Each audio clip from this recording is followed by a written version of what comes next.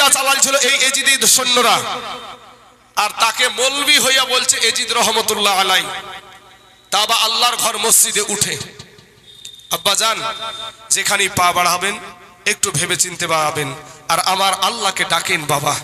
কবি বলছেন, আল্লাহ বলে ডাকে রে বান্দা, আল্লাহ বলে ডাকে রে বান্দা, আল্লাহ বলে ডাক, আল্লাহ বলে ডাকে রে বান্দা, আল্লাহ বলে ডাক। ও তারে ডাকতে পারলে তোর জীবনের গুনাহ হবে মাফ, ও তারে ডাকতে পারলে তোর জীবনের গুনাহ হবে মাফ। আল্লাহ বলে ডাকে রে বান্দা, আল্লাহ বলে ডাক। যখন তুমি ছোট্ট ছিলা, দাঁত ছিল না মুখে, এ তরল খাবার আল্লাহ তাআলা দিলেন তোমার মা জননীর বুকে, ভাইয়া মা জননীর বুকে। যখন তুমি ছোট্ট ছিলা, দাঁত ছিল না মুখে, এ তরল খাবার আল্লাহ তাআলা দিলেন তোমার মা জননীর বুকে, ভাইয়া মা জননীর বুকে। ওরে সেই আল্লাহ রে, ওরে সেই আল্লাহ রে ভুইল না রে, সেই আল্লাহ রে ভুইল না রে, জীবন যাকার থাক। আল্লাহ বলে ডাকে রে বান্দা, আল্লাহ বলে ডাক, আল্লাহ বলে ডাকে রে বান্দা, আল্লাহ বলে ডাক। ও তারে ডাকতে পারলে তোর জীবনের গুনাহ হবে মাফ, ও তারে ডাকতে পারলে তোর জীবনের গুনাহ হবে মাফ। আল্লাহ বলে ডাকে রে বান্দা, আল্লাহ বলে ডাক, আল্লাহ বলে ডাকে রে বান্দা, আল্লাহ বলে ডাক। যখন তোমার কেউ ছিল না তখন ছিলেন উনি, এখন তোমার সব হইয়াছে পর হইয়াছে তিনি রে বাবা, পর হইয়াছে তিনি। আপনারা বলবেন কখন আমার কে ছিল না?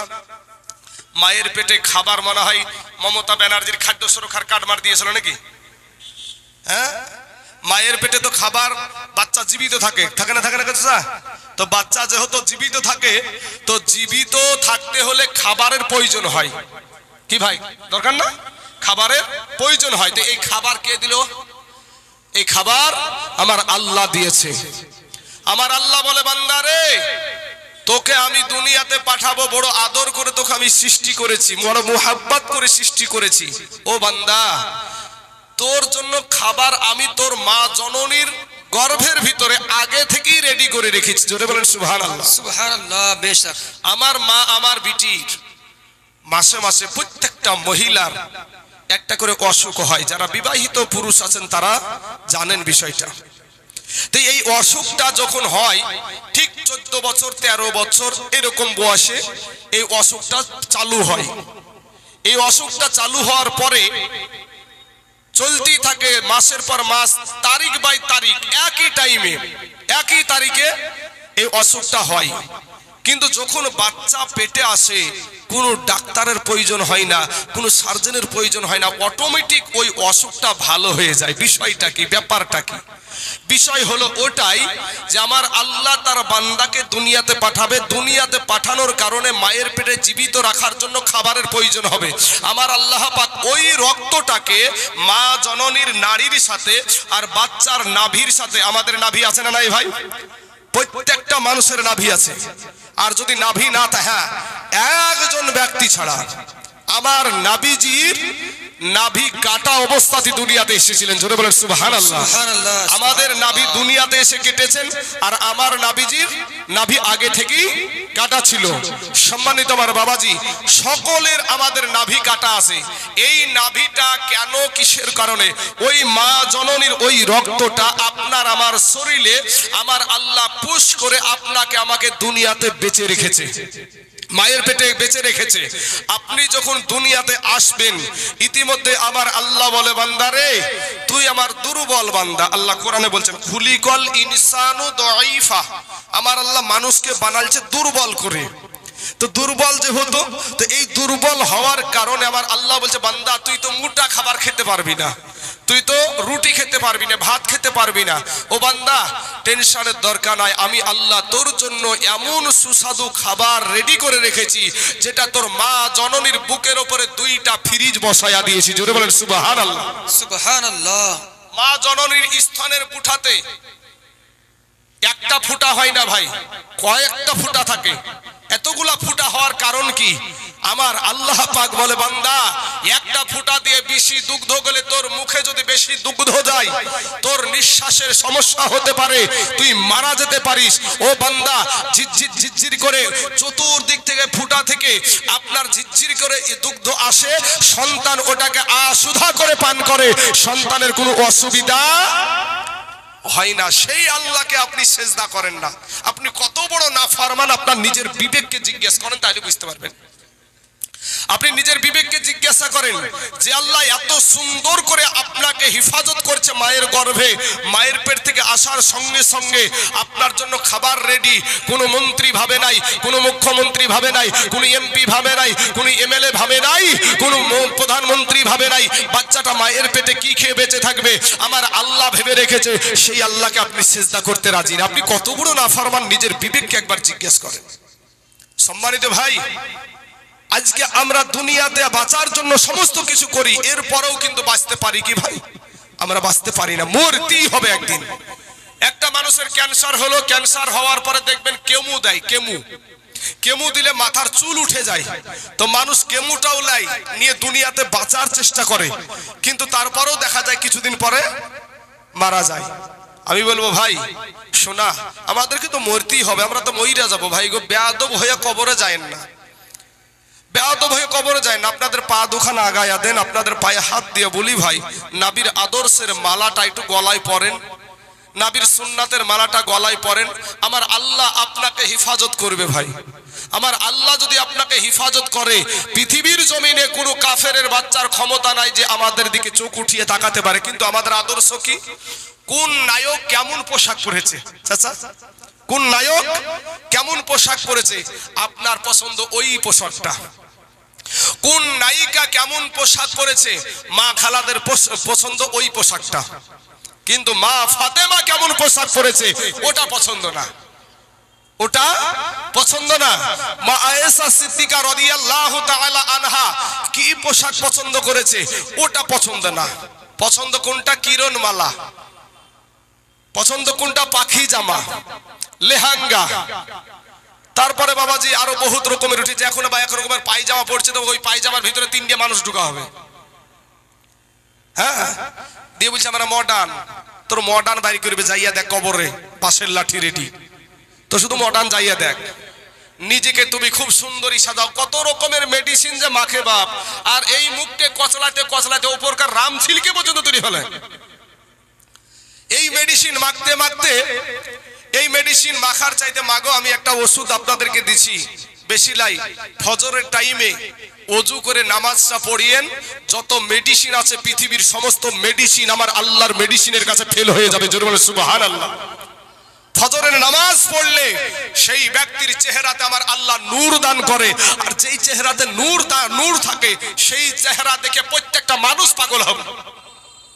আর তুমি যেই মেডিসিন মাখো, কিছুদিন পরে তোমার মুখে সবগুলা ফুড়া বার হয়, দেখতে পাও না? ফুড়া বার হয় না? বার হয় না গো? ফুড়া বার হয়, দেখবেন। হ্যাঁ, পাগল করতে গেছে, পাগল করতে যে 14 রকমের মেডিসিন মাখছে। জিএম একটা ঘা ভালো করা ওষুধ ভাই, জিএম মহলমটা। এই জিএম মহলমকে কিনে নিছে, মুখে মাখছে, মুখকে ফাঁসা করছে। আল্লাহ এই সমস্ত মহিলাদেরকে আল্লাহ হিদায়াত দান করুক, সকলে বলেন আমিন। বেগানা বেহায়া বেলাজার মতন তুমি রাস্তায় চলো, আর তোমার কারণে আজ তোমার বাপের গলাতে পড়ে ফাঁস। তোমার মতন বিটির কারণে তোমার গলা, তোমার বাবার গলাতে ফাঁস পড়ছে। যদি তুমি যদি আজ বেহায়া বেলাজা বেশরম না হতা, তোমার বাবার গলাতে ফাঁস পড়তো না। কারণ কি? একটা মহিলার ভিতরে আমার আল্লাহ এত চুম্বক দিয়েছে, একটা পুরুষ একটা মহিলাকে দেখার জন্য ছটফট করে। তো যখন দেখতে নাই পাবে, বিবাহের জন্য প্রস্তাব দিবে, তারপরে যখন বলবে বিয়ে করবো না, বলে তোকে টাকা দিয়ে বিয়ে করতে চাই, তারপরে টাকা দিয়ে বিয়ে করবে। কিন্তু তুমি এমন একটা জিনিস হয়েছো যে তোমার একটা চকলেটের দাম আছে, তো তোমার দাম নাই। একটা চকলেটও পর্দার ভিতরে থাকে, আর তুমি বেপর্দা হয়ে ঘুরো। তুমি মায়ের জাত। আমাদের পায়ের তলে হলো জুতা, আর মায়ের পায়ের তলে হলো আল্লাহর জান্নাত। জোরে বলেন সুবহানাল্লাহ। আজ আমাদের মা জননী কত সম্মানের জিনিস। আজ এই নারীরা, কিছু নারী আমাদের পোশাকগুলোকে বাবা বৃদ্ধা আঙ্গুলি দেখায়, সুন্নাতি পোশাকগুলোকে বৃদ্ধা আঙ্গুলি দেখায়, ওই নারী হবে জাহান্নামের লোকড়ি, পাকা জাহান্নামের লোকড়ি। আল্লাহর দেওয়া রং পছন্দ হয় না, দেখবে না আপনারা এই বান্দর চিনেন, আপনার বান্দর বান্দরের পাছা দেখেছেন? এই বান্দরের পাছার মতন দেখবেন থুটকে করে, বান্দরের পাছার মতন। আল্লাহ যেটা দিয়েছে ওটা পছন্দ হয় না ভাই, বান্দরের পাছার মতন আপনার অন্য কিছু লেপিয়ে রাস্তা দিয়ে চলে যাচ্ছে, চুলকে উড়াচ্ছে আর চলে যাচ্ছে। আরে বাবারে, মনে হচ্ছে যেন শ্রীদেবী যাচ্ছে। তোর শ্রীদেবী সাজাবে, তুই যাইয়া দেখ শুধু কবরে। কবি বলছেন, ইন্নারি জাতি কমলতি ইকুইবা মন্ত্র জানে, আর প্রেমের রশি গলায় দিয়া আস্তে আস্তে টানে। শহরে বাজারে দেখো ই নারীদের ঢল, আর পর্দাবিহীন চলে তারা করে ঝলমল। নারীরা নিজেকে নারীরা নিজেকে আপন বানায়, দেশটায় আজ ধ্বংস হলো নারীর বেপরদায়। মা রাগ করিয়েন না, আজ আপনার সন্তান, একটা সন্তানের শিক্ষার প্রথম শিক্ষক হলো তার মা জননী। এই চাচা কথা বলেন, ঠিক না ঠিক রে ভাই? আমরা পুরুষ মানুষ, আমি চলে এসেছি মাগরিবের আগে, মাগরিবের নামাজের পরই তাকে পড়তে বসানোর দায়িত্বটা কার? মায়ের। অথচ কত ছোট বাচ্চা দোকানে এসে ফেসবুক চালায়, মোবাইল চালায়, কোন তিন মাথাতে বসে তে মাথাতে বসে মোবাইল চালায়, মায়ের কোনো খোঁজই নাই, মায়ের কোনো খোঁজ নাই। যদি আপনার মতন স্বামী গিয়ে বলছে এতটুক বাচ্চার হাতে মোবাইল দিয়েছিস কেন, ভাড়াম করে বলছে কি করবো, তোমার বেটার সাথে যেতে পারি নিয়েছে, বুঝলেন না? খেকানি মারে না, খেকানি মারিয়ে ওয়াকি জব্দ করে দিল, ঠান্ডা করে দিল। আর বেশি যদি কিছু বলেন তাহলে লালবাগের লাল ঘর দেখে ছেড়ে দিবে, লালবাগের লাল ঘর আপনাকে দেখেই ছেড়ে দিবে ভাই। আমার মা জননী দিকে বলবো, মা আপনি সন্তানকে যে শিক্ষায় শিক্ষিত করবেন সেই শিক্ষায় শিক্ষিত হবে। আজ আমার মা আমাকে আলেম বানায় আছে, মৌলবি বানালছে, হাফিজ বানালছে। এ মা আসমান জমিন সব কিছু ছাড়তে রাজি আছি, কিন্তু আমার মাকে ছাড়তে রাজি না, আমার বাবাকে ছাড়তে আমি রাজি না। কারণ কি? এই শিক্ষা আমার নবী দিয়েছে। আমার আল্লাহ বলেছে রব্বির হামহুমা কামা রব্বায়ানি সগীরা। আল্লাহ কোরআনে বলছে ওয়াবিল ওয়ালিদাইনি ইহসানা, মা বাবার প্রতি ইহসান করো। তুমি তো ওই শিক্ষায় শিক্ষিতও করনি, তোমার বেটা তো জানেই না যে মা কি জিনিস, বাবা কি জিনিস। আজ বৃদ্ধ বাপজির পকেটে 10টা টাকা থাকে না, বেটা যুবক বেটা আনন্দ ফুর্তি করছে বন্ধু বান্ধবের সাথে, বাবাজি কত রকমের জিনিস খেয়ে বেড়াচ্ছে, অথচ তার বাপের পকেটে 50টা টাকা নাই, না খবর রাখে না। বাপ লজ্জায় চায়ের দোকানে বসতে পারে না, চায়ের দোকানে বাপ লজ্জায় বসতে পারে না যে আমার পকেটে তো টাকা নাই, গেলি তো চা ধরে দিবে, পয়সা কি করে দেবো। ওই সমস্ত পকেটে ছেলেকে বলছি, ভাই তোমার বাপের পকেটে মাঝে মাঝে একটু একটু করে টাকা দিও ভাই, শোনা বৃদ্ধ হয়ে গেছে, তোমার বাপ কি কষ্ট তোমার জন্য করেছে, কত কষ্ট তোমার বাবা তোমার জন্য করেছে ভাই। লোকের জমিতে মুনিশ দিয়ে পাড় দিয়ে সারাদিন মান হাড় ভাঙা খাটনি করে তোমার মুখে খাবার তুলে দিয়েছে। এখন টাকা বেশি, সব কিছু বেশি ভাই, অভাব নাই। আমি আপনাদেরকে বলবো ভাই যুবক শোনা, আপনাদেরকে বলি যে আপনারা ফিরে আসেন, আমার নবীর আদর্শে আদর্শিত হয়ে যান। আল্লাহ আমাদের সকলকে কবুল করুক, সকলেই বলেন আমিন। কত যে সুন্দর নারী, কত যে সুন্দর নারী কবরে শুইয়া, কত যে সুন্দর ছেলে এ কবরে শুইয়া, রূপ যৌবন গেল মাটিতে মিশিয়া। যুবক রে, ও যুবক ভাই সোনা মানিকের আমার ভাই জানেরা, আমার আব্বা জানেরা গো, আমার পর্দার আড়ালের মা খালারা, আজ রূপের বাহাদুরি করিস না রে বোন, আজকে যৌবনের বাহাদুরি করিও না রে বাবা। কবি বলছেন রূপ যৌবনে যদি, রূপ যৌবনে যদি থাকে অহংকার, আর গরু স্থানে যাইয়া দেখো হাল তথাকার। কত যে সুন্দর নারী কবরে শুইয়া, কত যে সুন্দর নারী কবরে শুইয়া, রূপ যৌবন গেল মাটিতে মিশিয়া। যাহাদের রূপে বড় গর্বিত ছিল, তাহা ছিল, উঠাও উঠাও মাল গাড়িতে ভরিয়া, আর গাড়ি যখন ছেড়ে দিবে পস্তাবে বসিয়া, খোদারি হুকুম হবে ছেড়ে দিবে গাড়ি, আর জমিনেতে পড়ে পড়ে দিবে গড়াগড়ি। আমার আব্বা জান ভাইয়েরা গো, আপনাকে একদিন মরতে হবে ভাই, এটা আপনি কপালে খেলেন। আপনার মৌত যে কোন মুহূর্তে আসবে, কখন চলে আসবে কেউ জানে না। যুবক রে, তুমি হয়তো ভাবছো আমি এখনো মরবো না, আমার এখনো বয়স হয় নাই, এখনো মসজিদে যাওয়ার সময় হয় নাই, এখনো দাড়ি রাখার মতন সময় হয় না। আমি বলবো ভাইজান, দিলটা নরম করে একটা বার বালির ঘাটের দিকে তাকাও তুমি। ওই বালির ঘাটে একটা যাত্রী সহ বাস গিয়ে পানিতে ঢুকায়া গেছিল, কিন্তু ভাই গো, তোমার চোখের সামনে ওটা তোমরা সকলেই জানো। ওই বাসের ভিতরে শিশুও ছিল, ওই বাসের ভিতরে নারীও ছিল, ওই বাসের ভিতরে যুবকও ছিল, ওই বাসের ভিতরে বৃদ্ধও ছিল, সবাইকে নিয়ে গিয়ে পানিতে প্রবেশ করেছিল। জলঙ্গির নদীর কথা বাবুজি মনে করেন, জলঙ্গির নদীতে কুয়াশার ভিতরে একটা বাস চলে গিয়েছিল। ওরে ভাই, সবাই পিকনিক করে যুবক ছেলেরা যাচ্ছিল, কিন্তু বাবা আমার আল্লাহ পাক ওই যুবক সহ গোটা বাস পানির ভিতরে প্রবেশ করায়া দিল। মুসলমান দোষ হলো কার? কুয়াশার। ও বাবাজি, সোনা মানিক রে, কখন আপনার মৌত হবে কেউ আমরা জানি না। যুবক রে, আমি আপনাদেরকে বলবো, একটু কোরআন ওয়ালা হয়ে যাও, আমার নবীওয়ালা হয়ে যাও। কারা গো কোরআনকে ভালোবাসেন, কারা গো আজ আল্লাহকে ভালোবাসেন, কারা ইসলাম ধর্মকে ভালোবাসেন, আজকে দিলখানা একটু নরম করে দিবেন বাবা। তার পূর্বে একবার দুরূদ শরীফ পড়েন, আল্লাহুম্মা সাল্লি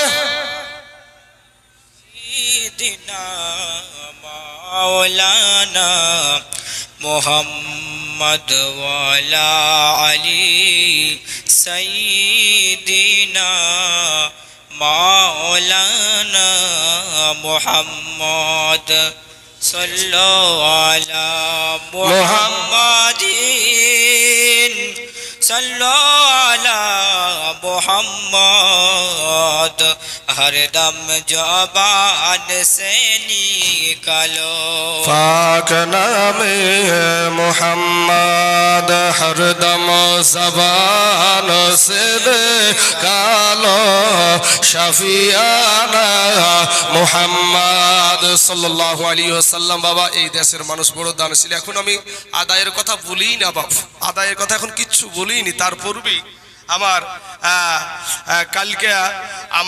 কালকে মা মারা গেছে, মায়ের রুহের মাগফিরাত কামনার জন্য আমার লতিফ ভাই 50 ব্যাগ সিমেন্ট দিয়েছেন। নারায়ে তাকবীর, নারায়ে রিসালাত। লতিফ ভাই আমার 50 ব্যাগ সিমেন্টের দাদা জোরে বলেন জিন্দাবাদ, সুবহানাল্লাহ। বাপ, লতিফ ভাইকে বলবো ভাইজান, আমি দোয়া করি নামবো ভাই, তবে আমি এখনো সেই জায়গায় পৌঁছাইনি, দোয়ার জায়গাতে পৌঁছাই ইনশাল্লাহ। আমি সকলের আসলে তো বাবা আমাদের কিছু করার নাই, কবরে মা শুয়ে আছে, বাবা শুয়ে আছে, আমরা কিছু করতে না পারলেও দোয়াটুক করতে পারি ভাই। তার সন্তান তুমি ভাই গো, মার কবরের কাছে যাবা, চোখের পানি ছেড়ে দিয়ে একটু দোয়া করবা, মার কাছে যে একটু কান্না করবা। ও যুবক, শেষ বিদায়ের টাইমেও তোমার মাকে একটা পর পুরুষের কোলে তুমি কবরে শুয়ালছো।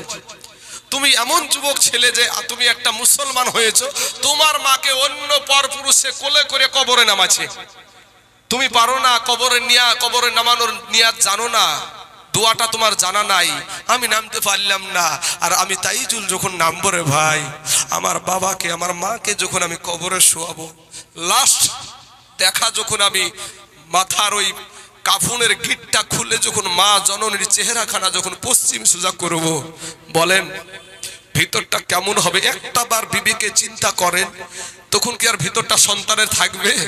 হাই রে মা, আজ আমার জন্মের মতন শেষ বিদায় আমার মাকে দিচ্ছি।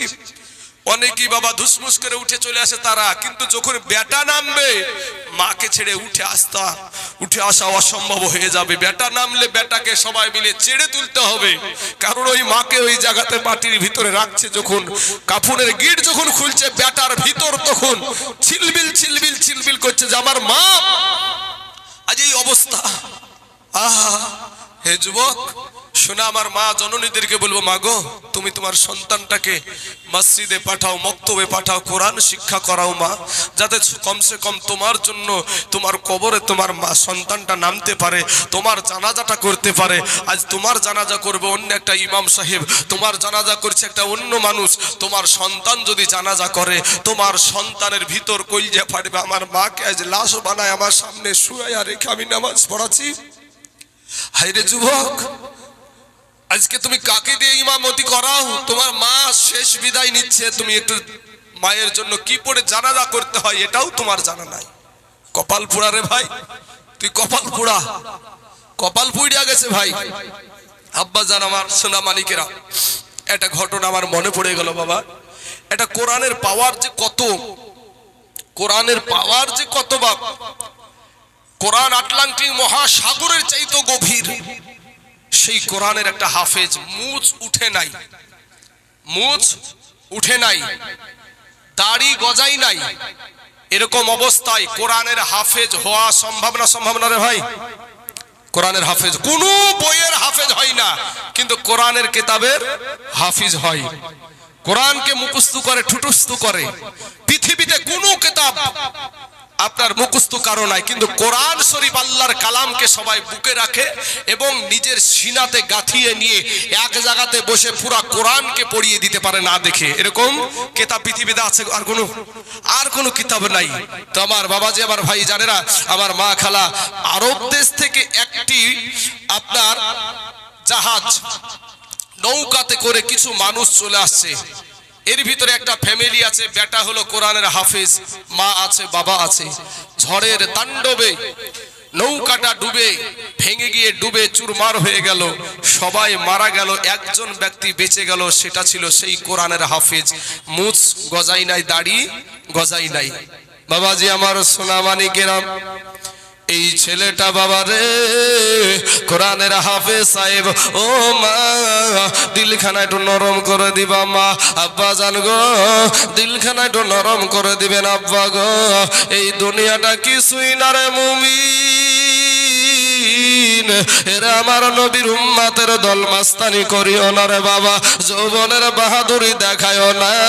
আজকে দুর্লভপুরের মসজিদের উন্নতি কল্পে এই জলসার আয়োজন করেছে। আসেন একটু এই মাহফিলে এসে বসে যান, একটু আপনারা এটা থেকে কেউ যেন মাহরুম হয়েন না বাবা। আসেন সকলকে আমি বলবো ভাই গো, এখানে উঁচু নিচু কোনো ব্যাপার না, এটা হলো ইসলাম ধর্মের সভা। রাজাও আসতে পারে, বাদশাও আসতে পারে, প্রধানমন্ত্রীও আসতে পারে, একটা গরিব মিসকিন ফকিরও আসতে পারে। কাউকে বাবাজি কাউকে অন্যায় বলা হয় না। ও মুসলমান, এই হাফেজ সাহেব ছেলেটা বাবা বেঁচে গেল। হাফেজ সাহেব ছেলেটা একটা তক্তা ধরে বাবাজি ভাসতে ভাসতে ভাসতে ভাসতে ভাসতে ভাসতে একটা কিনারায় যে লেগে গেল।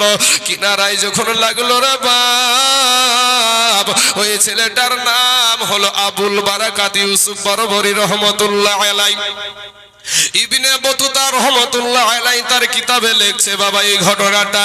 আবুল বারাকাত ইউসুফ বরবরী রহমতুল্লাহ আলাইহি এটা কোরআনের হাফিজ, কোরআনের কারণে একটা পুরা দেশ মালদ্বীপ জায়গাটার নাম বাবা।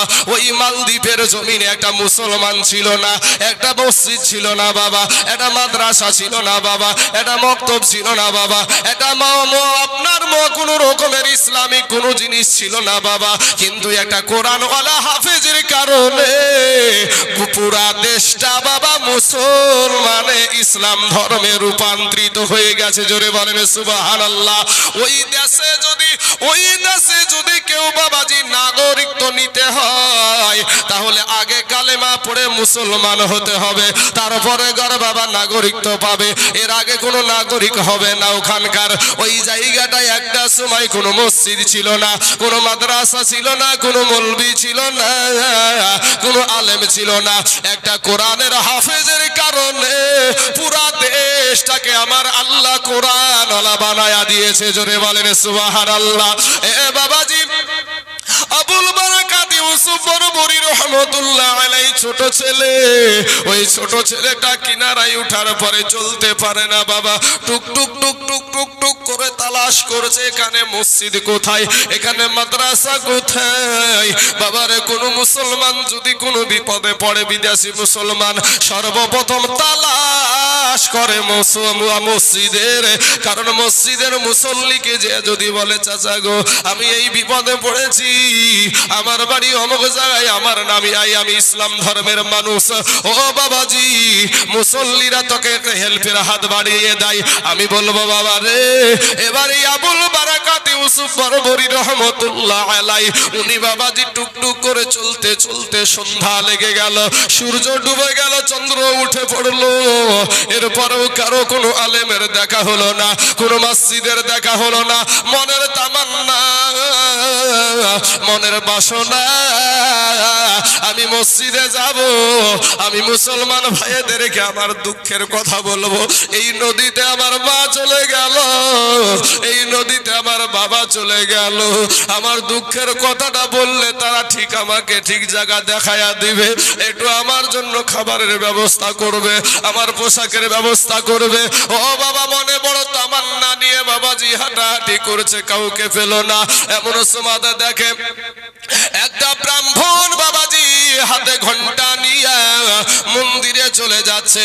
এমন সময়তে আবুল বারাকাত ইউসুফ বরবরি রহমতুল্লাহ আলাইহি বাবা কোন মায়ের সন্তান গো, কোন মা তাকে পেটে ধরেছিল বাবা, যার কারণে গোটা একটা দেশ বাবা কালেমা ওয়ালা হয়েছিল। ও মুসলমান সোনামানিকেরা, পরীক্ষা কত দিতে হয়েছে দেখেন। এবার বাবা ওই ব্রাহ্মণ আপনার যখন যাচ্ছে রাস্তা দিয়া, ইন্দিমিন টাইমে ডাক দিয়া বলে চাচা, চাচা গো একটা বার বলবেন কি এই দেশটার নাম কি?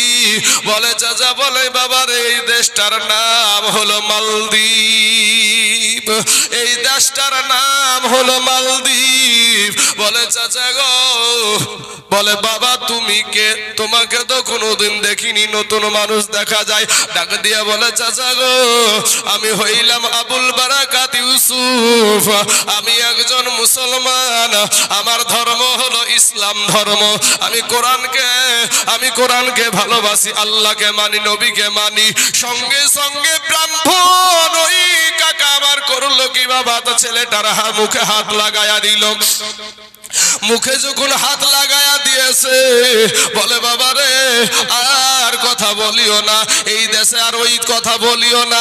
এই দেশের বাদশাহ যদি জানতে পারে, এই দেশের মানুষ যদি জানতে পারে যে ইসলাম ধর্ম মাননেওয়ালা মানুষ এখানে এসেছে, মুসলমান এখানে এই দেশে ঢুকে পড়েছে, সঙ্গে সঙ্গে তোমাকে কতল করে দেবে, সঙ্গে সঙ্গে তোমাকে শহীদ করে দেবে। এ বাবারা, আবুল বারাকাত ইউসুফ বরবরি রহমতুল্লাহ আলাইহি বাবা ছোট্ট ছেলে মুখটা ছোট বড় করে বলছে চাচা গো, দুনিয়ার জমিনে আমার মা নাই, আমার বাবা নাই, ওগো চাচা নদী দিয়ে আসতে গিয়ে আমার মা জননীকে আমি হারায়া ফেললাম, আমার বাবাকে হারিয়ে ফেললাম, আমি বাপ হারাইতিম, আমি মা হারাইতিম। বাল্য কালে মা বাপ যারো মরে রে, তাহার মতো দুঃখী নাই রে জগতে, তাহার মতো দুঃখী নাই রে জগতে। এ বাবাজি আমার সোনা মানিকেরা, আমার ভাই জানেন আবুল বারাকাত ইউসুফ বরবরি রহমতুল্লাহ আলাইহি কে ডাক দিয়া বলে, এ বাবা শোনো, তুমি আর টেনশন করিও না, তুমি আর চিন্তা করিও না, আমি তোমার একটা ব্যবস্থা করে দিচ্ছি। তোমার ধর্মের বিষয়টা একটু গোপন রাখবা, তুমি একটু ধর্মের কথাটা বলবা না, নিজের অন্তরের কথা নিজেই রাখবা। বাবা গো, ওই ব্রাহ্মণের একটা বাবা দিদি ছিল, ওই দিদিটার স্বামী ছিল না, একটা বিটিও ছিল বাবা। ওই দিদির কাছে নিয়ে চলে গেল, যে বলছে দিদি গো তোমার জন্য এটা আমি মানুষ নিয়ে এসেছি, তোমাকে আর চিন্তা করতে হবে না, তোমাকে আর টেনশন করতে হবে না দিদি গো, তোমাদের কোনো টেনশন হবে না, এই ছেলেটা তোমাদের কাছেই থাকবে, তোমাদের বাড়িতে খাওয়া দাওয়া করবে। দিদি উঠে ডাক দিয়ে বলে দাদা আমি একটা মহিলা মানুষ, আমার নিজের কন্যাটার খাবার করতে আমি হিমশিম হয়ে যাই, কাকা দাদা গো আমি এই ছেলেটার জন্য খাবার কোথা থেকে এনে দেব? ডাক দিয়া বলছেন ও ওই আবুল বারাকাত ইউসুফ বরবরী রহমতুল্লাহ আলাইহি বলে মা গো টেনশন করিয়েন না মা, চিন্তা করিয়েন না মা, আমি আপনাদের জন্য খাবারের ব্যবস্থা করবো। জোরে বলেন সুবহানাল্লাহ। ছোট্ট শিশু আবুল বারাকাত ইউসুফ বরবরী রহমতুল্লাহ আলাইহি কিছু দিন বাদী বাবা সাবাল্লোকে পা রাখবে, এমন সময়তে এত সুন্দর চেহারা কোরআনওয়ালা মানুষ বাবা, এই সুন্দর নুরানি চেহারা দেখে মা জননী দিলটা নরম হয়ে গেল। এবার আবুল বারাকাত ইউসুফ বরবরীকে বাড়িতে রেখে দিল। রেখে দেওয়ার পর বাবারে জংলাই যাই, এখানে যায় ওখানে যায়, গোপন ভাবে না আল্লাহকে সেজদা করে, নামাজ আদায় করে। এমন সময়তে হঠাৎ একদিন বাজার থেকে সন্ধ্যা বেলায় বাড়িতে প্রবেশ করছে। দেখেন তিজান মা ও বাবাজি ওই ব্রাহ্মণের বোনটা আপনার চোখের পানি ছেড়ে দিয়ে কান্না করছে, তার বোনটাও বাবা কান্না করছে। ডাক দিয়া বলছে আবুল বারাকাত বলে মা গো কিসের কারণে তুমি এত কান্না করছো গো মা, কিসের জন্য তোমার চোখে পানি, আমার বোনের চোখে পানি কেন? আবুল বারাকাত ইউসুফ বরবরী মা রহমতুল্লাহ আলাইহির পালিত মা ডাক দিয়ে বলে বেটা রে, ওরে বেটা এই মালদ্বীপের জমিনে এমন একটা আইন আছে তুমি জানো না রে বাবা, তোমার জানা নাই? এই যে সাগর দেখছো, এই সাগরের মধ্যে থেকে প্রত্যেক 6 মাস অন্তর অন্তর, প্রত্যেক 6 মাস অন্তর অন্তর এই পানির ভিতর থেকে সাগর থেকে জিনেদের দানব উঠে, জিনেদের দানব উঠে এসে আমাদের মন্দিরে আসে। আর ওই মন্দিরে প্রত্যেক 6 মাসে একটা করে নারী, একটি করে মহিলাকে দিতে হয়, নববধূ রূপে দিতে হয়। ওই নববধূকে প্রত্যেক 6 মাস পর পর আজকে এই মন্দিরে দেয়।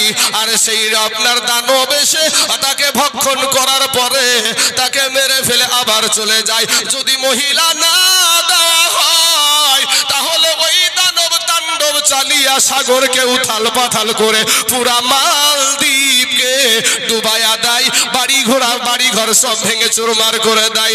আমার আবুল বারাকাত আল্লাহর গোলাম ডাক দিয়া বলে মা গো আর চোখের পানি ছেড়া ফেলবেন না গো মা, আর কান্না করিয়েন না মা, আমি আপনাদের জন্য আছি গো মা। ও গো মা ওই দানবের হাত থেকে যেই বাদশা আপনার মেয়েকে কালকের জন্য নির্ধারিত করেছে, ওই বাদশার হাত থেকে আমি আবুল বারাকাত ইউসুফ বরবরী রহমতুল্লাহ আলাইহি আমি কোরআনের হাফেজ আপনাদেরকে দানবের হাত থেকে আমি বাঁচাবো। জোরে বলেন সুবহানাল্লাহ। যুবক রে মা খালা গো কি সন্তান তৈরি করছো গো মা, কি শিক্ষায় শিক্ষিত করো মা। আজকে এখানে যত মানুষ বসে আছেন বাবা, কেউ বুকে হাত দিয়া বলতে পারবেন না আপনার মেয়েটা আপনার ছেলেটাকে 500 টাকা দিয়া বেতনে আপনি টিউশন করে কোরআন শিক্ষা দিচ্ছেন, এরকম একটাও দেখাতে পারবেন না। 500 টাকা দিয়ে একটা কোরআন শিক্ষা করার জন্য আপনার সন্তানের জন্য একটা আলেমকে রেখেছেন নাই। কিন্তু ভাই রে দুনিয়া করার জন্য আপনি দুনিয়াতে শান্তিতে থাকার জন্য আপনার সন্তানকে সকাল থেকে নিয়ে সন্ধ্যা রাত 10টা পর্যন্ত আপনি টাকাকে টাকা যাই, এরপরেও চাকরি মিলে না বাবা, এরপরেও চাকরি মিলে না, কারণ তারা ভাবছে দুনিয়াটাই সব। বাবারে তুমি যদি আল্লাহর হয়ে যাও আল্লাহর সমস্ত সৃষ্টি তোমার গোলাম হইয়া যাবে। জোরে বলেন সুবহানাল্লাহ। এ যুবক, এবার আবুল বারাকাত ইউসুফ বরবরী রহমতুল্লাহ আলাইহি বলছে, মা গো আপনি একটা কাজ করেন, আমাকে আপনি মহিলা রূপে রূপান্তরিত করে দেন। আমার এখনো মুজ গজাই না, এখনো দাড়ি গজাই না, আমার এখনো দাড়ি বের হয় নাই, এখনো মুজ বের হয় নাই। ও মা, আমাকে তুমি মহিলা সাজে সাজায়া দাও। বলে তারপর কি হবে? বলে আগামীকাল বেলা 12টায় যখন প্রশাসনের মানুষ আসবে, আগামীকাল যখন বাদশার দরবার থেকে পুলিশ আসবে, আমাকে নিয়ে যাবে আর ওই দানবের সাথে লড়াই করব। ওই জিনেদের দানব, আর লড়াই হবে আল্লাহর কোরআনে। জোরে বলেন সুবহানাল্লাহ। এবার বাবাজি ব্রাহ্মণের বোন ডাক দিয়ে বলে, বাবা তুমি কে? বলে মা গো এতদিন গোপন রেখেছিলাম, বলেছিলাম না। আমার নাম হলো আবুল বারাকাত ইউসুফ বরবরী, আর আমি হইলাম ইসলাম ধর্মের একজন মানুষ। আমি হইলাম যাতে মুসলমান, আমি একজন আল্লাহকে মানি, আমি আল্লাহকে সিজদা করি। আমি সেই আল্লাহর কসম করে বলি গো মা, আমার বোনকে আমি বাঁচায়া ছাড়বো। জোরে বলেন সুবহানাল্লাহ। এবার মা জননী তখন দিলখানা নরম করে বলে, বাবা এটা করা যাবে না। দেখো তোমাকে যখন নিতে আসবে ওই পুলিশ প্রশাসনের, তোমাকে উলুঙ্গা করে তোমার ইজ্জত চেকিং করবে, আর ইজ্জত চেকিং করার পরে তোমাকে গাড়িতে উঠাবে, এরপরে বাদশার দরবারে চেকিং হবে, তারপরে তোমাকে মন্দিরে নিয়ে গিয়ে রাখবে, এর আগে তোমাকে নিয়ে যাবে না। বলে মা গো, আল্লাহ কোরআনে বলছেন, ওয়া তুইজ্জু মান তাশা ওয়া তুযিল্লু মান তাশা বিয়াদিকাল খায়র ইন্নাকা আলা কুল্লি শাইইন কাদির। ইজ্জত বাঁচানোর মালিক আল্লাহ, ইজ্জত ধ্বংস করার মালিকও আল্লাহ। মাগো আমার আল্লাহ যদি আমার ইজ্জত রক্ষা করে, পৃথিবীর কোন কাফের আমার ইজ্জত নষ্ট করতে পারবে না। আপনি টেনশন করিয়েন না। ওই বোনটা তখন বলছে, মা গো, ও গো মা, ভাই যখন বলছে একটু ভাইকে তুমি সাজায়া দাও না, আমি বেঁচে যাব। বলে বিটি রে, নিজেকে বাঁচাতে গিয়া দুইবার বিপদে পড়বো রে বিটি, কারণ চেকিং করতে গিয়া যদি ধরা পড়ে যায় তোরও মরণ হবে, আমারও মরণ হবে রে বিটি। এ বাবারা, আবুল বারাকাত বলে, মা টেনশন করিয়েন না, মা চিন্তা করিয়েন না। আমি আবুল বারাকাত আমার আল্লাহ পাক রব্বুল আলামিনকে বিশ্বাস করি গো মা। আমার আল্লাহ এটা কোরআনের হাফেজকে বেইজ্জতি করতে পারে না। এ বাবারা, পরক্ষণে মা রাজি হয়ে গেল। এমন সুমাতে বাবা সুন্দর করে মহিলা রূপে রূপান্তরিত করে দিল। যেহেতু মুখে দাড়ি গজাই নাই, মুজ গজাই নাই। ও মুসলমান বাবাজিরা, আমার মা খালা গো, এমন সুমাতে পরের দিন বেলা 12টার সময় প্রশাসনের মানুষ চলে আসলো, রাজার দরবার থেকে পুলিশ চলে আসলো, সৈন্য চলে আসলো। আসার পরে ডাক দেয়, কই গো নববধূ, তাড়াতাড়ি করে বেরিয়ে আসো। এর আগে যত নববধূকে নিয়ে গেছে বাবা, একজন নয়, দুইজন নয়, 3-4 জন মিলে বাবা তাকে নিয়ে যেতে নিয়ে যেতে কত কষ্ট হয়। কেউ কিন্তু খুশি মনে যেতে চাই না, সবাই নিজেকে জান বাঁচানোর চেষ্টা করে। কিন্তু আমার আল্লাহর গোলাম আবুল বারাকাত ইউসুফ বরবরী রহমতুল্লাহ আলাইহিকে একটা ডাক দিতে দেরি হয়েছে ভাই, কিন্তু আমার আল্লাহর গোলামের বের হতে দেরি হয় না। জোরে বলেন সুবহানাল্লাহ। বাবা গো, প্রশাসন উঠে বলল, ও পুলিশ ভাইয়েরা শোনো গো, এই বাচ্চাটার চেকিং করার কোনো দরকার নাই, এই মেয়েটার চেকিং করার কোনো দরকার নাই। এর মতন ভালো মহিলা এর আগে একটাও আমরা মিলাতে পারিনি। গাড়ির উপরে উঠায়া নিল, ইজ্জতের মালিক আল্লাহ বাবা এখান থেকে বেঁচে গেল। বাদশার দরবারে হাজিরি করা হলো। বাদশার কাছে গিয়া বাদশা আর রানী দুই স্বামী স্ত্রী বাবা বসা, দুই স্বামী স্ত্রী বসা, এমন সুমাতে বাবা রে ওইখানে আবার চেকিং চালাবে। এবার ওই আবুল বারাকাত ইউসুফ বরবরী রহমতুল্লাহ আলাইহি সব মহিলারা কান্নাকাটি করে, ছটফট করে, বাঁচার জন্য এদিক ওদিকে ছুটাছুটি করার ব্যবস্থা করে, কিন্তু আবুল বারাকাত ইউসুফ বরবরী রহমতুল্লাহ আলাইহি বাবা একেবারে সুন্দর আদর্শ নিয়ে দাঁড়ায় আছে, কোনো দিকে ছুটাছুটি করে নাই বাবা।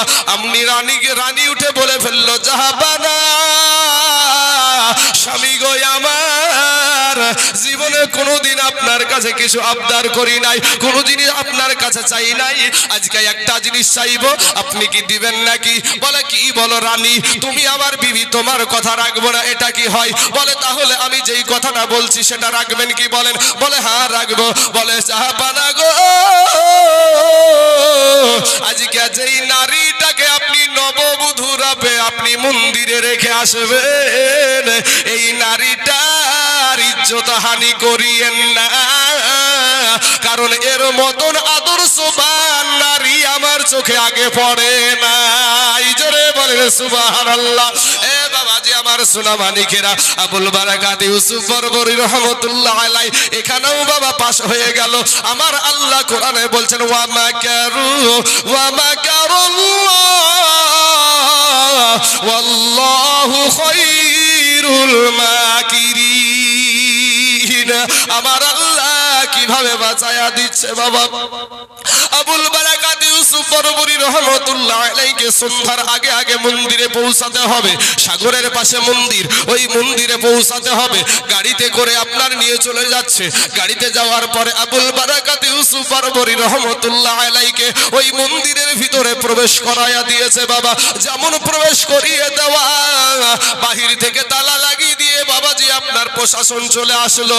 এমন সময়তে ওই আবুল বারাকাত ইউসুফ বরবরী রহমতুল্লাহ আলাইহি আমার আল্লাহর প্রেমে মাশগুল হলো বাবা রে। লম্বা ঘটনা আমি সংক্ষিপ্ত করছি বাবা। সোনা মানিক রে, আমি আপনাদেরকে মেন ঘটনাটা বলছি বাবা। ইন্ডিমিন টাইমে রাত 12টা যখন বাজে, এবার ওই সাগরের মধ্যে থেকে জিনেদের দানব আপনার দেখছে পাহাড় সমান হয়ে উঠছে, আর এই দিকে আবুল বারাকাত বলে, ওরে জানবানো তুই পাহাড় সমান হয়ে আয় আর আসমান শুনিয়া সমান হয়ে আয়। আমি আবুল বারাকাত আল্লাহর গোলাম, আজকে তোর সাথে আজ কোরআনের লড়াই হবে। জোরে বলেন সুবহানাল্লাহ। আজকে কোরআন নিয়ে লড়াই হবে। মুসলমান বাবাজি দানব যখন আসলো, এসে দেখে একটা পুরুষ মানুষ। বলে তুই কে? এখানে তো একটা মহিলা থাকার কথা। বলে আর জীবনে কোনোদিন এখানে মহিলা আসবে না। বলে না আসলে তুই কি করবি? বলে আমি এই পানিতে সাগরে তাণ্ডব চালাইয়া গোটা মালদ্বীপকে ভেঙে চুরমার করে দিব, বাড়ি ঘর ডুবাইয়া দিব।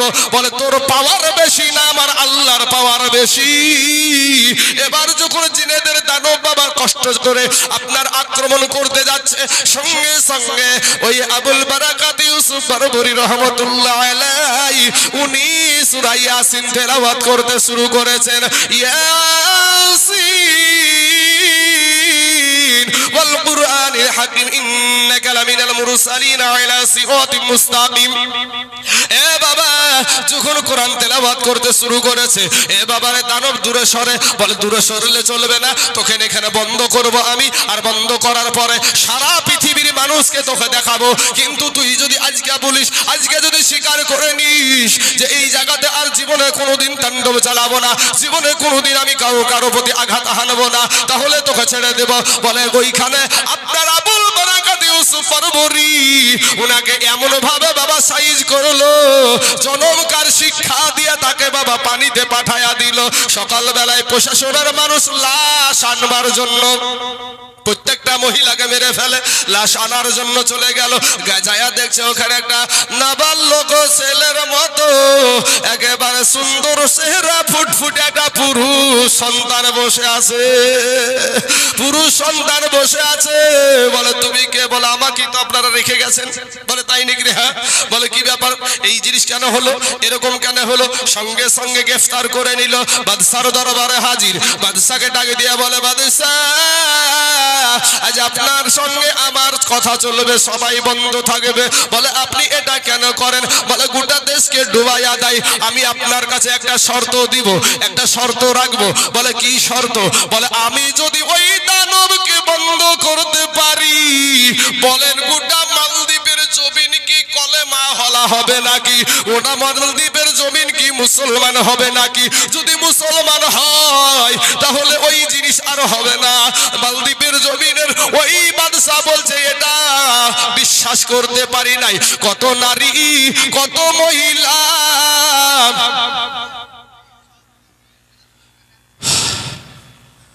মা বোনেরা, আপনারা একটু যদি সামনে আগান তাহলে পিছনে মহিলাদের বসার জায়গা হচ্ছে না। আপনারা একটু যদি সামনে একটু একটু আগিয়ে যান তাহলে মানুষগুলা একটু আরাম করে বসতে পারবে। একটু একটু যদি সামনে আগান, হ্যাঁ মা বোনেরা, জায়গা হচ্ছে না মা বোনেদের। মাগো একটু কষ্ট করে সামনে আগান, একটু একটু করে। হ্যাঁ আপনাদেরকে বারবার আমি আপনাদের সন্তান কোলে নিয়ে উঠতে বলবো না, একটু সামনে আগিয়ে যান। পিছনে জায়গা হচ্ছে না, জায়গাটা পরিপূর্ণ। এই যুবক ভাই, কি হলো ভাই, তোমাদের হয়ে গেল? মুফতি পাশ হয়ে গেল তোমার? উঠা উঠি ভাই একেরে রে ভাই। যদি এখন ডেকে যদি জিজ্ঞেস করেন যে নামাজের ভিতরে এবং বাইরে 13টা ফরজ আছে, তো আর বাবাজি আর তখন মুখ দিয়ে বার হবে না। হাইব্রিড টুপি পরে চলে যাই বিয়ে করতে বাপ। আরে বাবা বিশাল মৌলবি সেজেছে তখন। এইদিকে একবার আপনার তুলি দিয়েছে, তুলি দিয়ে বিয়ে করতে যে বাবাজি বসে আছে। এখন মৌলবি সাহেব মানুষ যায় বলছে তুমি তো মুসলমান, একটু কালেমা টালেমা ইস্তেগফার পাঠ করো, আমি তোমাকে কবুল করে দিচ্ছি। তখন আর মুখ দিয়ে বার হয় না, মুখখানকে বসিয়ে আপনার ঠিক রুমালটাকে এই দেখেন এইভাবে ভাঁজ করে, ভাঁজ করিয়ে মুখে এই ভাবে দিয়ে থাকে। ঠিক না ঠিক? হ্যাঁ ভাই, হ্যাঁ মৌলবি সাহেব যখন বুলিয়া দেয় তারপরেও বাবা মুখ দিয়ে বার হয় না। 3-4 বার বুলার পরে সঠিক ভাবে তাও বার হয় না। মাখরাজের সহিত তো বার হবে না। যার মাখরাজ সম্পর্কে অভিজ্ঞতা নাই সে তো বের করতে পারবে না। তো বাবাজি আমার সোনা মালিকেরা তারপরও মাস্তানি করে। আল্লাহ এদেরকে হেদায়াত দান করে, সকলে বলেন আমির। বাদশাহ বলছে আমি বিশ্বাস করি না, আমি বিশ্বাস করি না। বলে এইরকম আমাকে 6 মাস আপনি গ্রেফতার করে রাখেন। 6 মাস পরে যদি ওই মন্দিরে আবার যাব, আমি ওই মন্দিরে আবার যাব, যাওয়ার পরে যদি আপনার এই দেশের যদি কোনো রকমের অঘটন ঘটে তখন আপনি আমাকে শেষ করে দিয়েন।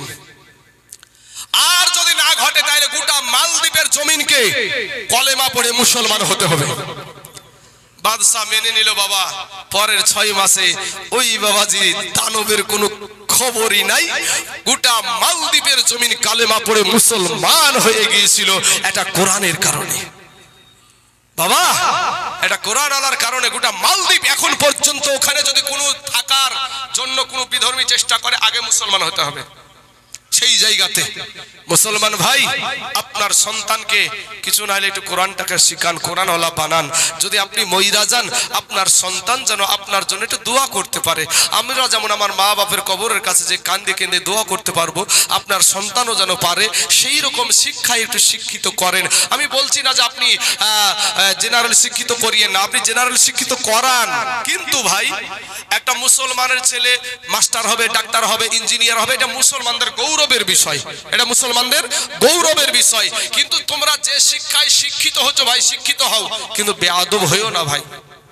আলেমুল আমাকে গালি দিও না, মুরব্বীদেরকে বেইজ্জতি করিও না, মুরব্বীদের থেকে দোয়া নিও ভাই, আলেমুল আমা থেকে দোয়া নিও, মা বাপের থেকে দোয়া নিও। আমার আল্লাহ তোমাকে জিরো থেকে হিরো বানায়া দিবে, জিরো থেকে হিরো বানায়া দিবে। মুসলমান ভাই জানেরা, আমার আব্বা জানেরা, আমি আপনাদেরকে বলবো বাপ, মা খালাদেরকে বলবো মা তুমিও আমার মায়ের মতন মা। আজকের সভাপতির মাও মা, তুমিও একজন মা। তোমাদের ইমাম সাহেবের মাও মা, তুমিও একজন মা। কাল কিয়ামতের মাঠে আমার আল্লাহ যখন বলবে যে এই ইসলামের জন্য সবচাইতে প্রথম দানশীল ব্যক্তি, বড় দানশীল ব্যক্তি কে আছো বেরিয়ে এসো, একটা পুরুষও সামনে আগাতে পারবে না বাপ। একজন মহিলা আসবে যার নাম হলো মা খাদিজাতুল কুবরা রাদিয়াল্লাহু তাআলা আনহা। উনি সর্বপ্রথম বেরিয়ে আসবে। আর ইসলামের জন্য সর্বপ্রথম কে শহীদ হয়েছো তুমি বেরিয়ে এসো। সঙ্গে সঙ্গে কোনো পুরুষ বেরিয়ে আসতে পারবে না। একজন মহিলা আসবে যার নাম হলো মা সুমাইয়া রাদিয়াল্লাহু তাআলা আনহা। মাগো, আজ তুমি এত সম্মানীয় ব্যক্তি হতে তোমার ব্যবহারের কারণে নিচে নেমে গেছো। আমার যুবক ভাইদেরকে বলবো, ভাই শোনা, আমি আপনাদেরকে বলি, ভাই রে, আজকে তোমরা পালিয়ে যাচ্ছ, অনেকে উঠাউঠি করছো, ওইখানে বসতে মন চাইছে না, তোমার বান্ধবীর টান ধরেছে মনে হয়, না হলে মোবাইলে ফোন করতে ব্যস্ত থাকবা, না হলে এই তো যদি বৃদ্ধ মানুষগুলা এখানে বসে আছে এদের পেশাব চাপাই না, ওয়ার গাডা ঢিল হয় কি রে বাবা? হ্যাঁ, ওয়ার গাডা ঢিল হয় কি রে?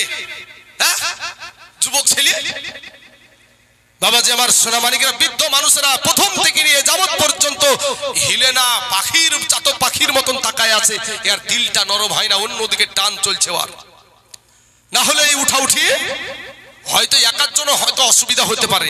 আমি তো দেখছি কারা উঠছে কারা নামছে বসছে, এটা তো আমি দেখতে পাচ্ছি। আপনারা সবাই আমার দিকে তাকাচ্ছেন আর আমি সবার দিকে তাকাচ্ছি। ওই বেহায়া বেলাজাকে যদি জিজ্ঞাসা করি, ভাই রুকুতে যে কি বলতে হয় বলতো ভাই, আর পারবে না। সেজদায় দিয়ে কি বলতে হয় বলতো ভাই, আর পারবে না। দুরুদ শরীফ জানে না, দোয়া মাসুরা জানে না, দোয়া মাসুরা জানে তো দোয়া কুনুত জানে না, দোয়া কুনুত জানে তো দোয়া সানা জানে না।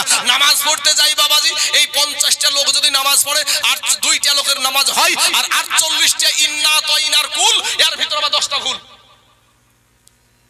এর ভিতরে আবার 10টা ভুল। বাবাজি এটাই বাস্তব কিনা বলেন? এটাই বাস্তব। আজ আমরা মুসলমান বাবারে, অন্যের ধর্মের মানুষেরা মুসলমানদেরকে সম্মান করে, ইজ্জত করে। আমার নবী লাঠি দিয়ে পাসলি দিয়ে আমার নবীজি ইসলাম প্রচার করে নাই, আমার নবীর আদর্শ দেখে কালেমা পড়ে মুসলমান হয়েছে। জোরে বলে সুবহানাল্লাহ। সুবহানাল্লাহ। আজ আমাদেরকে বলে এই শুভেন্দু অধিকারী, এই ছাগলটা বলছি কি জানেন, সব হিন্দুরা তোমরা অস্ত্র রাখো বাড়িতে, অস্ত্র রাখো। আরে মুসলমানদের এই ভারতের জমিনে, গোটা পৃথিবীর জমিনে মুসলমানদের অস্ত্র না থাকতে পারে, মুসলমানদের প্রশাসন না থাকতে পারে, মুসলমানদের জন্য রাস্তার পাথরই যথেষ্ট। জোরে বলেন ঠিক না বেঠিক? রাস্তার পাথরই যথেষ্ট। তুই বেটা রোহিঙ্গা বলিস, তুই রোহিঙ্গার বাপ। তুই শুভেন্দু অধিকারী সোশ্যাল মিডিয়ায় ওয়ান ক্যামেরাতে আমি বলছি, রোহিঙ্গার বাপ হলি তোরা। মুসলমানেরা এখানে রোহিঙ্গা নয়, মুসলমানের রোহিঙ্গারা যাদের নাম বাদ দিয়েছে, এটা বাবাজি ওরা একটা চুক্তি করে মুসলমান দুর্গাকে আপনার হেনস্থা করছে, মুসলমানদেরকে কষ্ট দিচ্ছে। আর এই আমাদের ভিতরে কিছু যুবক ছেলে আছে, কিছু আপনার দালাল নেতা আছে, এই নেতাগুলো হচ্ছে সবচেয়ে হারামখোর। সবচাইতে এই নেতাগুলা যারা দালালি করে, কিছু মৌলবি আছে বাবা, 3000 টাকা ভাতা দেয়। কহাজার দেয় গো চাচা, 3000 টাকা ভাতা দেয়। এই 3000 টাকা ভাতা খাওয়ার লোভে দালালি শুরু করেছে।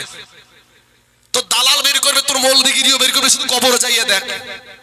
হ্যাঁ বাবাজি আমার সোনাওয়ারিকা কবি বলছেন, ওরে এলো দিন আখেরি মৌলবি হবে বাড়ি বাড়ি, এলো দিন আখেরি মৌলবি হবে বাড়ি বাড়ি। কোরআনের কথা বলবে, কোরআনের কথা বলবে, নিজেরা মানবে না। ঘন ঘন মসজিদ হবে, মুসল্লি পাইবা না রে ভাই। ঘন ঘন মসজিদ হবে, কিয়ামতের নিশানা। ওরে এলো দিন আখেরি মৌলবি হবে বাড়ি বাড়ি, এলো দিন আখেরি মৌলবি হবে বাড়ি বাড়ি। কোরআনের কথা বলবে, হাদিসের কথা বলবে, নিজেরা মানবে না। ঘন ঘন মসজিদ হবে, কিয়ামতের নিশানা গো। ঘন ঘন মসজিদ হবে, মুসল্লি পাইবা না। ওরে কিয়ামতের দিন ঘনাবে, এ বান্দির পেটে সন্তান হবে, নিজের জমি খালি থাকবে, আবাদ হবে না। নিজের বউ রেখে অন্যজনের হাতে প্রেম করে না করে না ভাই? হ্যাঁ, নিজের বউকে বাড়িতে থুই অন্যজনের বলছে আমার বিয়ে হয়নি গো। বাবাজি তাই কবি বলছেন, ওরে কিয়ামতের দিন ঘনাবে, এ বান্দির পেটে সন্তান হবে, নিজের জমি খালি থাকবে, আবাদ হইবে না। কিছু পীরে টিপে মুরিদের পা জগৎবাসী শুই না যা, কিছু পীরে টিপে মুরিদের পা জগৎবাসী শুই না যা। ওরে লোভী ভক্তি কম্ব করা দুজকে ঠিকানা, ঘন ঘন মসজিদ হবে মুসল্লি পাইবা না রে ভাই, ঘন ঘন মসজিদ হবে কিয়ামতের নিশানা। ওরে ভাই রাখবে না ভাইয়ের মান, অথচ একই বাপের দুই সন্তান। কি আব্বাজান ঘটছে না বাপ? ওরে ভাই রাখবে না ভাইয়ের মান, একই বাপের দুই সন্তান, এক ভাই আর এক ভাইয়ের সঙ্গে মিল রাখবে না। দেশে আইবর কো দুইটা যাবে, ভণ্ডরা ক্ষমতা পাবে। দেশে আইবর কো দুইটা যাবে, ভণ্ডরা ক্ষমতা পাবে। ওরে এই রাস্তাঘাটে বুরখা খুলে করিতে থাকিবে যে না। ঘন ঘন মসজিদ হবে মুসল্লি পাইবা না রে ভাই, ঘন ঘন মসজিদ হবে কিয়ামতের নিশানা। বাবা সব আলেম আলেম নয়, কিন্তু সব আলেম খারাপ নয়, সব নেতা খারাপ নয়, সব নেতা বাবাজি বদমাইশ না। আমি আপনাদেরকে অনুরোধ করে বলবো বাপ, আমার আল্লাহর দালালি করেন, আমার নাবির দালালি করেন। আপনার নাবির দালালি করেন, আপনার জীবনটা জিরো থেকে হিরো হয়ে যাবে বাপ, জিরো থেকে হিরো হয়ে যাবে। এ বাবা আমার নেতা যে মিথ্যা, কংগ্রেসের নেতা, সিপিএম এর নেতা, তৃণমূলের নেতা, আপনার বিজেপির নেতা, যত নেতা আছে এই নেতারা যে মিথ্যা কথা বলে না, কেউ বুকে হাত দিয়ে বলতে পারবেন আপনারা? কিন্তু মুসলমানেরা বুকে হাত দিয়ে বলতে পারে যে আমাদের দয়ার নবী 63 বছর জিন্দেগিতে একটা মিথ্যা কথা বলেনি। কথা বলেন ঠিক না বেঠিক? একটা মিথ্যা কথা বলেনি। আবার ছোট সেই নবীকে মানতে রাজি না, সেই নবীর জন্য রাস্তায় বেরোতে রাজি না। আপনার মতন যুবক ছিল নবীর সাহাবীরা, মোতার প্রান্তরে লড়াই হয়েছিল বাবা, যুদ্ধ হয়েছিল। 3 জনকে সেনাপতি বানালছিল, ওদিকে কাফেরদের সৈন্য হলো 1 লক্ষ আর মুসলমানদের হলো 3000। 3 জনকে সেনাপতি বানালেন। এই 3 জনের ভিতরে 1 নম্বরে যায়েদ দাঁড়িয়ে গেলেন, 2 নম্বরে জাফর বিন আবু তালিব দাঁড়িয়ে গেলেন, 3 নম্বরে আব্দুল্লাহ ইবনে রাওহা দাঁড়িয়ে গেলেন। যুদ্ধে চলে গেলেন বাবাজি, আমার সোনামানিকেরা, আমার ভাইজানেরা। তো যুদ্ধে যখন চলে গেলেন, ইন দি মিন টাইমে যুদ্ধে যাওয়ার পরে যুদ্ধ শুরু হয়ে গেল। বাবারে দিলখানা একটু নরম করে দেন, 2টা মিনিট বাবা, দিনখানা একটু নরম করে দেন, কাউকে কষ্ট দিতে চাই না রে বাবা। আমি আপনাদের সন্তানের মতন, ভাইয়ের মতন, আমি যে কথাগুলো বলছি এটা আমার মুসলমান আবদার ভাই নিয়ে, মুসলমান হিসাবে আবদার নিয়ে, কালেমার ভাই হিসাবে আবদার নিয়ে বলছি। কষ্ট পাস না রে যুবক, তুই আমার দুশ্মন না, তুই আমার কালেমার ভাই। আমরা সকলেই একসঙ্গে আমরা নবীর সঙ্গে জান্নাতে যেতে চাই। যুদ্ধ যখন শুরু, এরে ভাই আমরা হলে বিবির দিকে তাকাতাম, সন্তানের দিকে তাকাতাম না, না সন্তানের দিকে তাকাইলো না বাবা। যায়েদকে একটা সময় ঘেরাও করে ফেললো, যায়েদকে বাবা শহীদ করে দিল। এবার জাফর বিন আবু তালিবের হাতে তরবারি, কলা গাছ ঝুড়া করে ঝুড়তে ঝুড়তে একটা সময় তার হাতকে কেটে দিল, আর এক হাতও কেটে দিল। ডাক দিয়া বলছে, ওগো আল্লাহর নবীর সাহাবী, দয়ার নবীকে বলি, ওগো আমি জাফরের 2 হাত কাটা, 2 পা কাটা, এরপরও ইসলামের পতাকা মাটিতে পড়তে দিই না। 2 জন সাহাবী দৌড়ে গিয়ে দেখছে বাবা জাফরের 2 হাত কাটা, 2 পা কাটা, এরপরও ইসলামের পতাকা ভাই মুখে কামড় দিয়া উঁচা করে রেখে দিয়েছে। জোরে বলেন সুবহানাল্লাহ। ও দুল্লুপুরের মানুষ, আব্বা জান গো, আজ আপনাদেরকে বলবো বাপ, তারা তো নিজের জীবন দিয়েছে, নিজের বিবিকে বিধবা বানিয়েছে, সন্তানকে ইতিম করে দিয়েছে। আজ আমি আপনাদের এই দুল্লভপুরের জমিনে বলবো বাপ, আমি কাউকে বাবাজি বিবিকে বিধবা করতে বলবো না, সন্তানকে ইতিম করতে বলবো না। আজকে দুল্লভপুরের জুমা মসজিদে বাবাজি উন্নতি কল্পে সভা, আমি বাবাজি তাইজুল ইসলাম, আমি আপনাদের এলাকার ছেলে গো বাবা। আমার বাড়ি রানীনগর থানা মুন্সিপাড়া গ্রামে বাবা। আপনাদের হ্যান্ডবিলে যেই ঠিকানাটা লেখা আছে ভুল লেখা আছে, আমার বাড়ি হলো মুন্সিপাড়ায়। এ আব্বা জান, পশ্চিম বাংলার প্রতিটা জেলা, পশ্চিম বাংলার প্রতিটা জেলাতে আমার যাওয়া আছে। কোন জায়গাতে আমি বাবাজি 50,000 টাকা চেয়ে থাকি, কোন জায়গায় বাবাজি 30 30,000ও চেয়ে থাকি, কোন জায়গাতে 20,000ও চেয়ে থাকি। ওই আব্বা গো, আজ আমি দুর্লভপুরের জমিনে, ও বাবাজি, আজ মসজিদের জন্য রে বাবা আমি 50 চাইবো না, 30ও চাইবো না। আপনারা বলবেন প্রমাণ আছে নাকি? গধুলপাড়া বাঁশপাড়া মাদ্রাসায় যান, ওখানে 50,000 টাকার ডাক দিয়েছিলাম। আজকে আমি একটাই আল্লাহর গোলামকে শুধু দেখতে চাই, মাত্র 10,000 টাকা আল্লাহর ঘর মসজিদের জন্য রে বাবা। এ যুবকেরা, এ আব্বা জানেরা, সারা দুনিয়া চাইছে মসজিদ ভেঙে দাও, মাদ্রাসা ভেঙে দাও, কোরআনকে পুড়িয়ে দাও, ইসলামকে মিটাইয়া দাও, কিন্তু যতদিন এই আল্লাহর গোলামেরা আছে ততদিন পর্যন্ত মসজিদ ভেঙে বাবা রে আপনার নরেন্দ্র মোদী, দামোদর দাস আর টাকলা জাগিয়ে যোগী আদিত্যনাথ বুলডোজার দিয়ে মসজিদ ভেঙে শেষ করতে পারবে না। জোরে বলেন ইনশাআল্লাহ। বাপ, সারা দুনিয়া চাইছে মসজিদ ভেঙে দাও, মাদ্রাসা ভেঙে দাও, কোরআনকে পুড়িয়ে দাও। ও মুসলমান, আজ আমরা আল্লাহর গোলামেরা আছি। এই আল্লাহর গোলামেরা থাকতে শুরু হয়ে গেল উঠা। ভাই কি হলো বাবজি গো? এদিক ওদিক আর তাকাবে না বাপ, একবারে ডাইরেক্ট ট্রেন। এটা 1000 ট্রেন চলছে, বের 1000 ট্রেন শুরু হয়ে গেল। আল্লাহ হেদায়েত দান করুক, সকলে বলেন আমিন। ওই সমস্ত ব্যক্তি কেন উঠবে বলেন তো বাপ? যেই ব্যক্তি উঠবে এই সভাটার ক্ষতি করবে না, করবে না? হ্যাঁ, এই সভার ক্ষতি করবে। কাল কিয়ামতের মাঠে এদেরকে জবাবদিহি করতে হবে। অন ক্যামেরা বলছি, সবার সামনে বলছি, আমি একটা বিদেশি মেহমান আপনাদের দেশে। যেমন আদায় শুরু হয়ে যাচ্ছে তো মৌলবি এখন আদায় নিবে আর উঠা শুরু হয়ে গেছে। কি ধাঁচা গেলা বাবাজি, আমার সোনা মানিকের আমার ভাই জানেন গো। তো আপনাদেরকে বলবো, যারা বাবা আল্লাহর গোলাম, যারা আল্লাহকে ভয় করে, তারা উঠবে না। যে না, এই মসজিদ আল্লাহর ঘর, আল মসজিদু বাইতুল্লাহ, মসজিদ হলো আল্লাহর ঘর।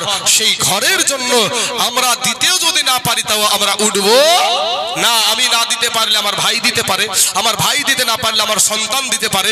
এইভাবেই মসজিদটা হয়।